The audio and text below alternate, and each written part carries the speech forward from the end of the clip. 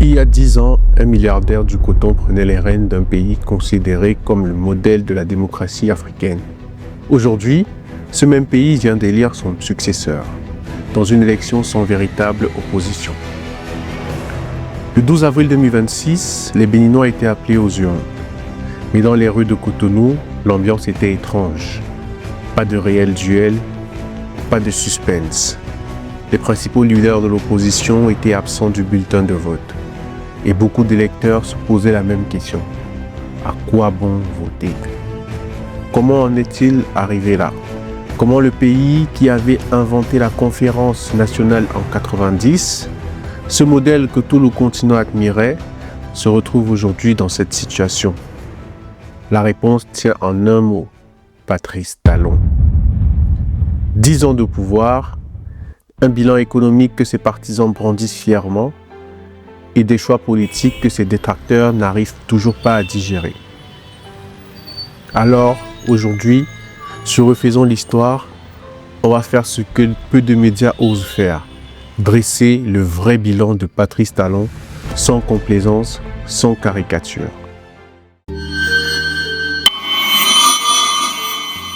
Avant de parler de bilan, il faut parler de l'homme. Patrice Talon, ce n'est pas un profil ordinaire. Ce n'est pas un militaire sorti d'un coup d'État. Ce n'est pas un fils de président. C'est un self-made man.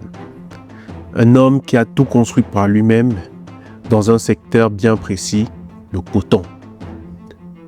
Dès les années 80, il s'impose dans la filière, entrant agricole, égrenage, logistique. Il tisse sa toile, rachète, s'étend.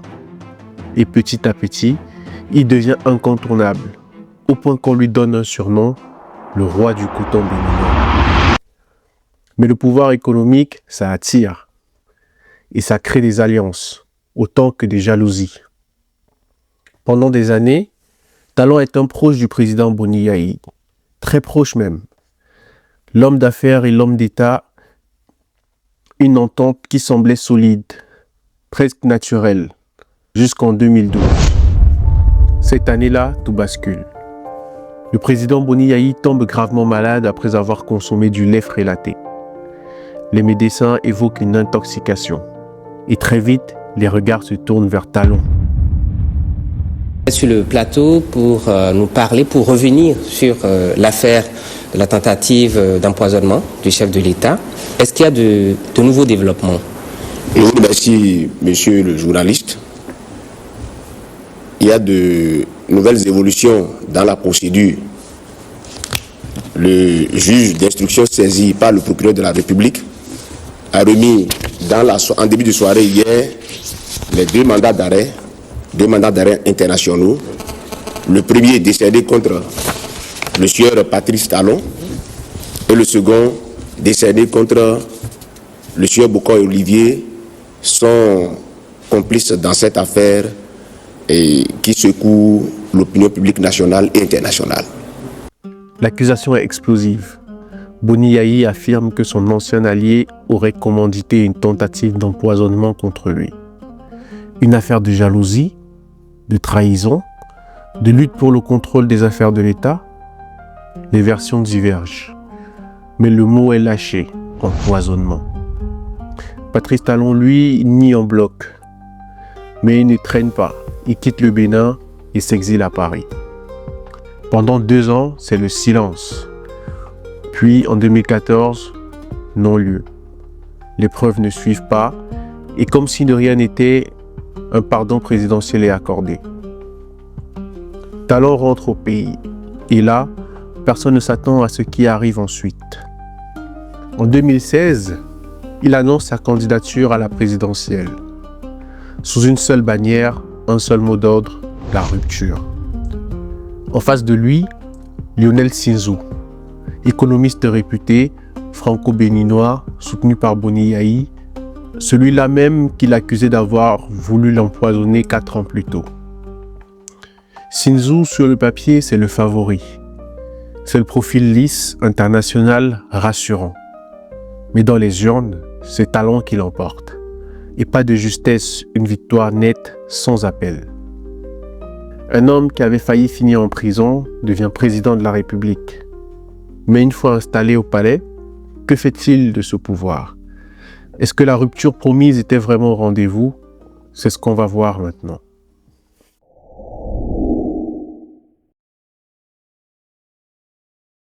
Quand Patrice Talon arrive au pouvoir en 2016, le Bénin tourne à 3,3% de croissance. Pas catastrophique, mais pas glorieux non plus pour un pays qui se veut ambitieux. 10 ans plus tard, le tableau a changé. Et franchement, les chiffres sont plutôt positifs. Commençons par l'économie. Le PIB béninois affiche près de 7,5% de croissance en 2024. La dette publique est maîtrisée à 52% du PIB. L'inflation contenue à 2,2%. Ce sont des chiffres que beaucoup de pays européens envieraient. Mais ce qui impressionne encore plus, c'est ce qu'on voit sur le terrain. Commençons par le port de Cotonou. Talon en a fait un véritable hub régional. Des investissements massifs, une modernisation complète. Aujourd'hui, ce port rayonne bien au-delà des frontières béninoises. Il draine les marchandises de tout le Sahel. L'autoroute Cotonou-Porto Novo. Des zones industrielles qui sortent de terre et surtout le G10. La zone industrielle de Glodic Bay, c'est sans doute le projet dont Talon est le plus fier. Et honnêtement, il y a de quoi. Nous sommes aujourd'hui dans la zone économique spéciale de Glodic Bay qui couvre une superficie de 1640 hectares. GDZ a été créé pour assurer et favoriser la transformation des produits agricoles du Bénin. Aucun pays ne s'est développé sans pouvoir transformer ses matières premières. Et donc c'est ce que le Bénin est en train de faire aujourd'hui. Imaginez une zone de près de 1640 hectares, à une quarantaine de kilomètres au nord de Cotonou. Un espace pensé de zéro, conçu pour industrialiser le Bénin à grande échelle. Inauguré en 2022, le G10 accueille des unités de transformation dans le textile, l'agroalimentaire et bien d'autres secteurs. Mais ce qui la rend vraiment intéressante, c'est son ambition. L'idée n'est pas simplement de créer des emplois, c'est de changer le modèle économique du pays tout entier. Arrêter d'exporter des matières brutes, le coton en fibre, les noix de cajou entières, et commencer à les transformer sur place. Exporter du tissu, exporter de l'huile de cajou, exporter de la valeur ajoutée. En clair, que la richesse du Bénin reste au Bénin. Résultat, plusieurs dizaines de milliers d'emplois créés ou en cours de création. Des entreprises étrangères qui s'installent, attirées par les infrastructures et les incitations fiscales. Et une ambition affichée, faire du G10 l'une des plus grandes zones industrielles d'Afrique de l'Ouest. Est-ce que tout est parfait? Non. Les critiques pointent des retards dans certains chantiers et s'interrogent sur l'impact réel pour les populations locales. Mais l'impulsion, elle est réelle. Autre élément fort du bilan de Patrice Talon, le coton. Son domaine de prédilection, rappelons-le. Sous Talon, la production a tout simplement doublé. Le Bénin est aujourd'hui le premier producteur de coton africain. L'ironie est savoureuse. L'homme qui a bâti sa fortune dans le coton a aussi bâti la fortune de son pays dans le coton. Mais l'économie, ce n'est pas que des chiffres macro. C'est aussi le quotidien des gens. Et là aussi, des avancées sont là. L'accès à l'eau potable est passé de 42% en 2016 à 85% aujourd'hui. L'électricité couvre désormais presque tout le territoire. Des repas scolaires gratuits ont été instaurés. Des centres de santé réhabilités. Depuis 2016, la politique du secteur de l'eau au Bénin s'inscrit dans une vision ambitieuse. L'objectif affiché par le gouvernement est clair, relever le défi de la couverture intégrale en eau potable sur l'ensemble du territoire national. À ce jour, des avancées majeures ont été enregistrées. Ces efforts ont particulièrement transformé les grandes villes, notamment Cotonou, où les investissements ont permis d'accroître significativement la production quotidienne et le nombre d'abonnés. On compte désormais 359 km de réseau, plus de 21 000 m3 d'eau produits chaque jour, des milliers de nouveaux branchements et des foyers alimentés en continu. Abomey-Calavi a également bénéficié d'investissements significatifs permettant d'étendre l'accès à l'eau à des dizaines de milliers de foyers auparavant mal desservis. Dans les quartiers d'Akpakpa, Agblangandon et Semepoji, l'eau était longtemps perçue comme un luxe. Afin d'y remédier, les autorités ont déclenché une action d'urgence estimée à près de 17 milliards de francs CFA. Un chantier d'envergure a été lancé comprenant une usine de traitement d'une capacité de 1000 m3 par heure, 4 nouveaux forages, 2 réservoirs de stockage, un système de télégestion moderne et plus de 35 km de canalisation installée sous terre. L'option du gouvernement était de doter durablement Akpakpa d'une infrastructure autonome et performante garantissant une distribution continue et sécurisée de l'eau potable. Alors, sur le papier, le bilan économique est solide. Le FMI applaudit, les agences de notation sont satisfaites. Et dans les cercles d'affaires africains, le nom de Talon circule comme celui d'un bâtisseur. Mais, il y a toujours un mais. Parce que pendant que l'économie décollait, autre chose se passait. Quelque chose de moins visible, de moins médiatisé et pourtant de fondamental. La démocratie béninoise, elle, étranglait doucement. Le Bénin, 1990. Dans un contexte de crise économique et de tensions sociales, le pays fait quelque chose d'inédit sur le continent. Il organise une conférence nationale, tous les acteurs politiques, sociaux, religieux réunis autour d'une même table. Et au bout de plusieurs jours de débats tendus, une transition pacifique vers la démocratie. Pas un coup d'État, pas une révolution sanglante, une conférence.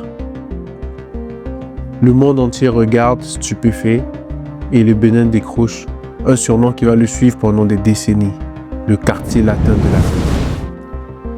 C'était il y a 30 ans. Alors, quand Patrice Talon arrive au pouvoir en 2016, cette tradition démocratique est dans toutes les têtes. Et lui-même s'en réclame. Il promet la rupture, certes, mais une rupture dans la continuité des valeurs fondatrices du pays. Sauf que 2019 arrive, et là, quelque chose se brise. Cette année-là, le Bénin organise ses élections législatives, mais quelque chose cloche dès le départ. Les règles du jeu ont changé, et pas qu'un peu. Le nouveau code électoral impose désormais aux partis politiques de satisfaire à des critères drastiques pour pouvoir se présenter. Certaines dispositions du nouveau code électoral continuent de susciter la polémique en prélude aux élections législatives du 28 avril au Bénin. La caution de 249 millions pour chaque liste de candidature aux législatives, l'introduction du quitus fiscal dans le dossier de candidature ou celle d'un quota du suffrage national ou la répartition des sièges sont entre autres les dispositions phares de la loi 2018-31 du 9 octobre 2018 portant code électoral. Dans le cadre des élections législatives du 28 avril 2019, l'application de l'article 46 lié au dossier de candidature et de l'article 242 relatif à la répartition des sièges alimente les débats. Des conditions techniques en apparence neutres, mais dans la pratique, elles agissent comme un filtre qui, par un hasard troublant, élimine quasi systématiquement les partis d'opposition. Les principales forces d'opposition déposent leurs dossiers. Elles sont recalées. Les recours devant la Cour constitutionnelle, rejetés. L'une après l'autre, les candidatures tombent. Résultat, 2 listes seulement au bulletin de vote. Toutes les 2 favorables à Talon. L'opposition est tout simplement absente. Et les Béninois le font savoir à leur manière. Le taux de participation s'effondre à 23%. Le plus faible de toute l'histoire du pays. Dans certains quartiers de Cotonou, les bureaux de vote restent presque vides toute la journée. Un message clair envoyé dans les urnes, Si le choix n'existe pas, autant rester chez soi. Sur 441, on a eu 20 votants. Maintenant, les 20 votants là, on a eu 4 bulletins nuls. 8 pour Bloc républicain, 8 pour Bloc progressiste. Mais ce n'est pas tout, parce que Patrice Talon ne se contente pas de modifier les règles électorales. Il s'attaque aux institutions. La Cour constitutionnelle, censée être le gardien impartial de la démocratie béninoise, se retrouve présidée par une figure particulièrement proche du président, son ex-ministre, son ancien avocat personnel. Et puis, il y a la Criette, le tribunal spécial créé sous Patrice Talon, officiellement pour lutter contre la corruption et le terrorisme, mais très vite, l'opposition dénonce une autre réalité. Une juridiction utilisée pour museler les voix critiques, poursuivre les adversaires politiques, intimider ceux qui osent parler trop fort. Les opposants politiques, dans leur grande majorité, ne parlent plus de peur de finir en prison. Non seulement ça, même au sein du peuple béninois, de la population tout court, il est souvent maintenant su qu'il faut faire attention à ce que vous dites parce que vous pouvez finir devant la criette. Et les années passent et ça ne s'arrange pas. En janvier 2026, le Bénin organise de nouvelles législatives. Même scénario qu'en 2019, l'opposition est absente. Les deux partis pro-Talon raflent tout. L'Assemblée nationale devient un espace sans contradiction, sans débat réel, sans opposition. Boni Yayi, lui, le même qui l'avait autrefois accusé d'empoisonnement et qui s'était réconcilié avec lui, finit par sortir du silence. Et ses mots sont sanglants. Il dénonce une politique d'exclusion systématique, une opposition, dit-il, exclue de toutes les élections depuis 2016. Mais le tournant le plus spectaculaire arrive à la fin d'année 2025. Patrice Talon fait réviser la Constitution. Et dans cette révision, une mesure qui laisse sans voix. Le mandat présidentiel passe de 5 à 7 ans. Et une trêve politique de 6 ans est instaurée. Concrètement, qu'est-ce que ça veut dire? Pendant 6 ans, suivant une élection présidentielle, toute activité politique à finalité électorale est tout simplement interdite. Pas de meeting, pas de campagne de terrain, pas de mobilisation pour une future échéance. Les partis politiques existent encore sur le papier, mais dans les faits, ils sont mis sous cloche. L'idée officielle, permettre au pays de se concentrer sur le développement sans être constamment perturbé par les querelles électorales, laisser le gouverner sans la pression permanente des prochaines élections. Pour l'opposition, le message est tout autre. Cette trêve, c'est une façon d'étouffer toute tentative d'organisation, de structuration, de mobilisation citoyenne. Comment préparer une alternance quand on vous interdit de faire de la politique pendant 6 ans? Comment construire une opposition crédible dans le silence forcé? 6 ans de silence politique imposé dans le pays qui avait inventé la conférence nationale. Le 7 décembre 2025, cette nuit-là, les militaires attaquent la résidence de Patrice Talon, à Cotonou. Ils annoncent l'avoir démis de ses fonctions. Une tentative de coup d'État en plein cœur de la capitale. Le putsch échoue. Talon reste en place. Mais ce qui se passe cette nuit-là dit quelque chose d'important. Sous la surface du Bénin, ordonné et prospère que Talon a construit, des fractures profondes existent. Des tensions que les chiffres de croissance ne peuvent pas masquer indéfiniment. Le Bénin était le modèle, la référence, la preuve que l'Afrique pouvait construire une démocratie solide, durable, enviable. En 10 ans, ce label a sérieusement pris du plomb dans l'aile. Mais alors, pourquoi? Pourquoi un homme qui avait tout pour réussir a-t-il fait ces choix-là? Qu'est-ce qui se cache derrière cette logique? C'est la question au cœur de notre prochaine partie.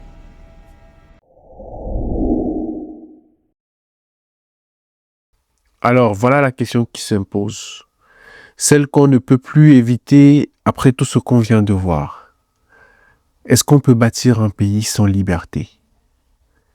Pour Patrice Talon, il y avait un libertinage au sein de la classe politique qui comportait près de 300 partis politiques qui s'étaient partagé le pays. Il fallait ainsi faire de grosses réformes pour l'intérêt de l'État. Mon pays, le Bénin, est devenu l'otage de sa classe politique, faite de toutes sortes d'individus, y compris même des trafiquants de drogue. Les partis politiques ont été créés. En 2016, il y avait déjà plus de 300 partis politiques, près de 300 partis politiques. Créer un parti politique est devenu le moyen de prendre sa part du gâteau. Les partis politiques sont devenus le couteau avec lequel chacun vient prendre sa part et le préserver, et la préserver. Et dans ces conditions, on a pu observer, et ça tout le monde le sait, derrière cette façade démocratie, que le pays était coupé en morceaux, réparti entre les acteurs politiques. Moi, je l'ai constaté aussi en 2016. Pour tel parti politique, c'est telle régie financière, c'est la douane. Pour tel autre, c'est la direction des impôts. Pour tel autre, c'est telle recette douanière de telle frontière. Pour tel autre, c'est telle entreprise. C'est le port, c'est ceci. Donc, le pays était coupé en morceaux, réparti entre acteurs politiques. Et c'était la règle. Un président élu qui prend fonction a l'obligation de préserver le système afin que chacun ait sa part. À la limite, il peut faire de petits réajustements, redistribuer certaines cartes aux uns et aux autres pour avoir la paix politique. Face à cela, Patrice Talon a sa manière de concevoir la démocratie. Pour lui, la démocratie doit être au service du développement. Pour lui, la démocratie à l'occidentale, avec ses débats interminables, ses blocages institutionnels, ses guerres d'ego, est un luxe que les pays en développement ne peuvent pas toujours se permettre. Ce qu'il faut d'abord, c'est construire les routes, les usines, les hôpitaux. Et une fois que les fondations sont solides, on verra pour le reste. C'est une vision cohérente même, mais Talon n'est pas le seul à la défendre. Regardez le Rwanda de Paul Kagame, un pays sorti des cendres d'un génocide, transformé en 30 ans en hub technologique et économique de l'Afrique de l'Est, des infrastructures modernes, une corruption quasi inexistante, une croissance enviable, mais une démocratie verrouillée, une opposition muselée, une presse sous contrôle. Regardez l'Éthiopie, des méga projets d'infrastructures, une ambition industrielle réelle, mais des tensions ethniques explosives, des journalistes emprisonnés, des régions entières coupées du monde. Le modèle du développement d'abord, la démocratie ensuite. Il existe, il a même des résultats tangibles à montrer. Mais il a aussi un angle mort que ses défenseurs préfèrent ne pas regarder en face. Mathias Ompé, analyste politique béninois, le formule mieux que quiconque. Et ces mots méritent qu'on s'y arrête. Lorsque vous sacrifiez la démocratie pour le développement, à partir d'un moment, vous finissez par perdre les deux. Perdre les deux, c'est là que ça fait mal. Parce que sans contre-pouvoir réel, sans opposition capable de contrôler, de critiquer, de proposer autrement, qui empêche les dérives, qui signale quand un projet tourne mal, qui protège le citoyen ordinaire quand l'État abuse. Un président bâtisseur aujourd'hui peut devenir un président prédateur demain. Et sans institutions indépendantes pour le freiner, rien ne l'en empêche.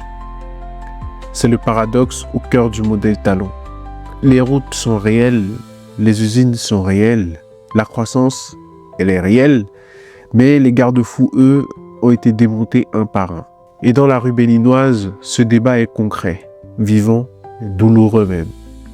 Il y a ceux qui vous diront, avant Talon, il n'y avait pas d'eau dans mon quartier, aujourd'hui j'ai de l'eau courante. Mes enfants mangent à l'école, je m'en fous de la politique. Ce sont des voies réelles, des améliorations réelles, et il serait malhonnête de le balayer d'un revers de la main. Et puis, il y a ceux qui nous diront, mon pays ressemble de moins en moins à ce qu'il était. On ne peut plus manifester librement, on ne peut plus vraiment choisir nos dirigeants. À quoi ça sert d'avoir de l'eau courante si on a perdu notre liberté? Ces deux réalités coexistent et aucune n'annule l'autre. C'est peut-être ça, au fond, le vrai héritage de Patrice Talon. Pas une réponse, une question. Une tension permanente entre deux visions du progrès qui s'affrontent depuis des décennies sur le continent africain. Est-ce qu'on peut bâtir sans liberté? Et si oui, pour combien de temps? Le Bénin, lui, va devoir vivre avec cette question, longtemps encore. Et maintenant, le Bénin tourne une page. Patrice Talon quitte le pouvoir, mais il ne disparaît pas vraiment. La trêve politique qu'il a instaurée continuera à peser sur la vie publique pendant des années. Les institutions qu'il a façonnées resteront en place et le successeur qu'on vient d'élire devra gouverner dans un cadre que Talon lui-même a dessiné. C'est ça aussi l'héritage d'un président, pas seulement ce qu'il a construit, mais les règles qu'il laisse derrière lui. Alors, la vraie question, celle qu'on vous laisse ce soir, elle est simple. Face au retard considérable qu'accuse l'Afrique sur le reste du monde, un dirigeant africain a-t-il raison de mettre la démocratie en veille pour se concentrer sur le développement? Bonne voie ou dangereuse illusion? Donnez-nous votre avis dans les commentaires, nous vous lirons.